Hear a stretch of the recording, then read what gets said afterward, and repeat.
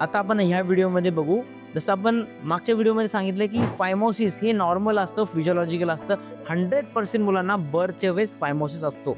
तर तो पॅथॉलॉजिकल कधी होतो किंवा त्याला सर्कमसिजन म्हणजे फोरस्किन कट करण्याचं ऑपरेशन कधी करावं लागतं हे आपण बघूया. सर्वात प्रथम पॅथॉलॉजिकल फायमोसिस म्हणजे ती फोरस्किन एकदम टाईट झालेली असती.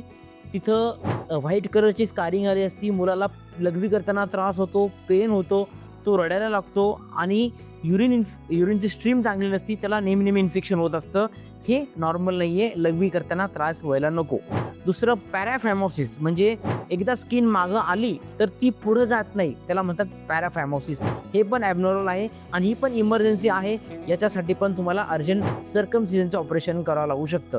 त्यानंतर रिकरंट युरिनरी ट्रॅक इन्फेक्शन म्हणजे जर हे इन्फेक्शन लघवीच्या जागेचं फोरस्किनचं युरिनरी इन्फेक्शन तुमच्या युरेथ्रामध्ये जाते, युरिनरी ब्लॅडरमध्ये जाते किंवा किडनीपर्यंत जातंय, तर हे नॉर्मल नाही आहे. फायमोसिसमुळं ही रिपीटेड युरिन इन्फेक्शन होऊ शकतात. तिसरं शेवटची महत्त्वाची गोष्ट की फोरस्किनचंच नेहमी इन्फेक्शन होऊ लागले तुमच्या मुलाला, तिथली जागा साफ नसल्यामुळं किंवा बॅलॅनायटिस किंवा बॅलॅनोप्रोस्थेसिस याला म्हणतात की फोरस्किनचं नेहमी इन्फेक्शन होऊन ती जागा आकुंचन पावते, स्कारिंग होती आणि त्या मुलाला लघवी करायला किंवा अजून रिपीटेड इन्फेक्शन होऊन तो तिथला त्रास वाढू शकतो.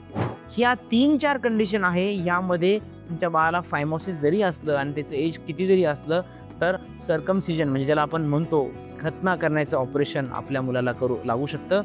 तर याच्याबद्दल सविस्तर माहिती आपण आपल्या डॉक्टरांकडून घ्यावी, पिडियाट्रिक सर्जनकडून घ्यावी, आपल्या पिडियाट्रिशियनला विचारावं. थँक्यू.